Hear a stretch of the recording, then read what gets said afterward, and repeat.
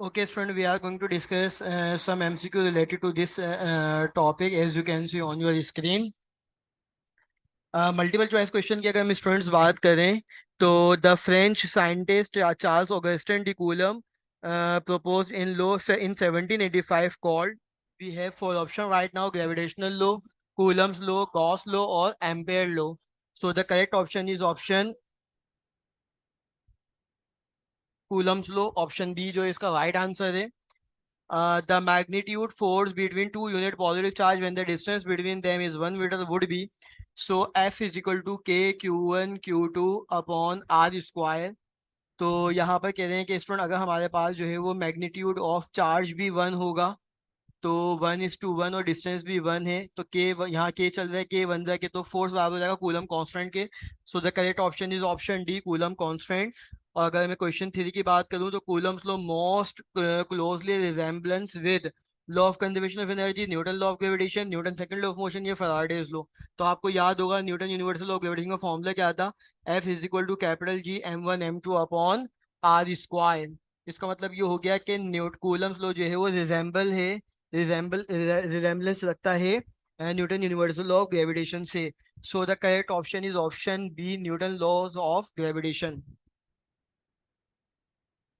Electric field की अगर हम स्टूडेंट बात करेंगे तो region around a charge within which the influence of electrostatic force, कि वो रीजन जो चार्ज जहाँ पे चार्ज मौजूद है with in which the influence of it electrostatic force, और उस चार्ज के इन्फ्लुएंस या इलेक्ट्रोस्टैटिक फोर्स हमें वहां तक फील हो रही है कि इसका एरिया यहाँ तक है. फॉर एग्जाम्पल ये चार्ज बॉडी है, इसकी फील्ड जो है यहाँ यहाँ तक जा रही है, तो मैं कहूँगा ये जो सराउंडिंग एरिया है या ये जो रीजन है ये बेसिकली यहाँ तक इसकी फील्ड फील की जा रही है, तो ये इलेक्ट्रिक फील्ड कहलाएगी बेटा. इलेक्ट्रिक फील्ड इंटेंसिटी क्या होगी? Electric field intensity at a point in the electric field is the force experience by per unit positive charge. जहां force per unit positive charge होता है उसको हम इलेक्ट्रिक फील्ड इंटेंसिटी कहते हैं. Where q is the test charge, it is a vector quantity, it has the same direction as that of electrostatic force.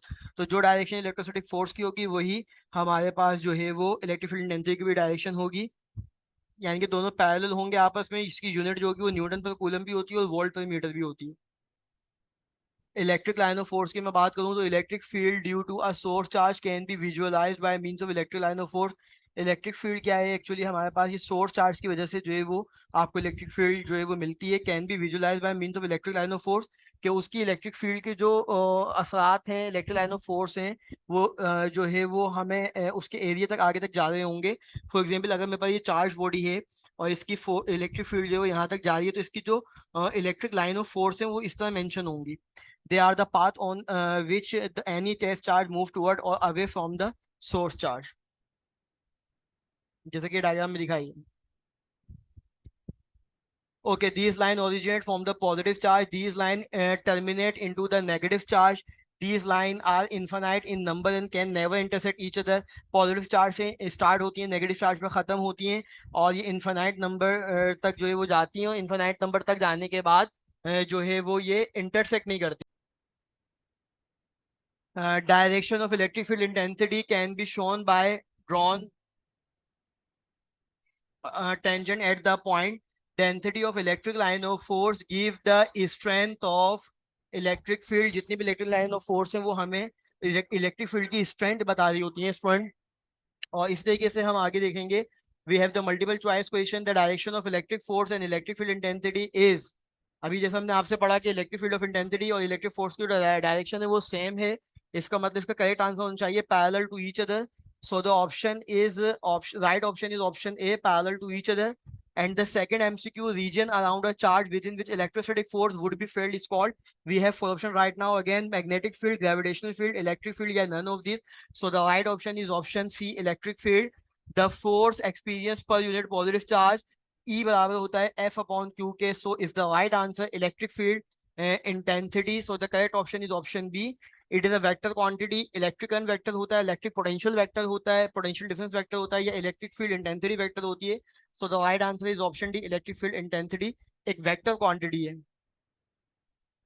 Electric potential की अगर मैं student बात करूं इसकी जो बेसिक डेफिनेशन है वो आप देख सकते हैं. इलेक्ट्रिक पोटेंशियल और electrostatic potential at any point in the electric field is defined as the electric potential energy of a unit charge place at that time point. यानी कि जो भी मेरे पास एक इलेक्ट्रिक पोटेंशियल होगा वो यूं समझ लें, electric potential energy of a unit charge place at that point, the amount of work done is displacing a unit charge to that point against the electric field. Potential का formula क्या होगा? W upon Q, work per unit charge, it is said to be electric potential, और we can say potential difference. Electric potential का mathematical expression की अगर मैं बात करूं तो W is the work done है, मूविंग चार्ज Q है, अगेंस्ट द इलेक्ट्रिक फील्ड है, तो V का फॉर्मूला बन जाएगा W अपॉन Q। यूनिट बन जाएगी जूल पर कूलम, जिसको हम जो है वो वोल्ट के नाम से जानते हैं। और वोल्ट क्या होता है? Electric potential is said to be 1 volt, अगर मेरे पास चार्ज 1 कूलम हो और वर्क जो है वो मेरे पास 1 जूल हो, तो मेरे पास वोल्टेज कितना मिल जाएगा? 1 वोल्ट आएगा। 1 जूल वर्क और 1 coulomb charge, that will be called 1 volt. Potential difference की अगर हम स्टूडेंट बात करें, the potential difference between two point in a field is the difference in electrostatic potential. दो पॉइंट के दरमियान का जो इलेक्ट्रोस्टैटिक पोटेंशियल का डिफरेंस होगा वो पोटेंशियल डिफरेंस होगा। When work is done upon a charge to change its potential energy, जब दो चार्ज बॉडी जो है वो अपनी पोटेंशियल एनर्जी को चेंज करेंगे। एक्सप्लेनेशन दे रहे हैं यहाँ पे, charge at higher potential have more electric potential, कि जिस चार्ज का हायर पोटेंशियल होगा उसका इलेक्ट्रिक पोटेंशियल भी ज्यादा होगा। When a charge move from a point of lower potential to a point of higher potential, जब भी चार्ज लोअर पॉइंट से हायर पोटेंशियल पर मूव करता है against the electric field, energy would have to supplied and work is done upon the, कुछ ना कुछ energy supply होती है और कुछ ना कुछ वर्क डन होता है इलेक्ट्रिक पोटेंशियल चेंज होने की वजह से। When a charge is release in an electric field, it move from a point of higher potential to a lower potential, जब मैं चार्ज को किसी इलेक्ट्रिक फील्ड से गुजार दूंगा तो अब वो हायर पोटेंशियल से लोअर पोटेंशियल मूव करेगा। Energy release due to the change in electric potential is utilised in doing some useful work, जिसको मैं जूल पर कूलम या 1 वोल्ट कह रहा हूं। Okay, student, we have the section A based on MCQ. The work done on a unit charge against the electric field intensity is called. We have four options right now. Again, electric field, electric current, electric potential, electric city. So the correct option is option C, electric potential. So next MCQ है, the potential energy of a unit charge at any point in the electric field is called gravitational potential, magnetic potential, elastic potential, या electric potential. So the correct option is option D, electric potential. The unit of electrostatic potential is volt. So the correct option is option A, volt. If 1 coulomb charge is displaced through 1 joule of work done, so 1 voltage जो है इसका हमें answer मिल जाएगा। Section भी base कर रहा है short question answer पे स्टूडेंट। सो इलेक्ट्रिसिटी की डेफिनेशन देनी है, मेन हेडिंग, फिर उसके दो टाइप्स आएंगे, इलेक्ट्रोस्टैटिक्स और इलेक्ट्रोडायनेमिक्स, जिसको मैंने अभी बहुत डिटेल में आपसे इसी लेक्चर में डिस्कस किया। इलेक्ट्रिक चार्ज का सवाल आता है पेपर में, इसकी यूनिट पूछी जाती है। मेथड ऑफ इलेक्ट्रोस्टैटिक इंडक्शन है हमारे पास। सेक्शन सी बेस कर रहा है लॉन्ग क्वेश्चन आंसर पर।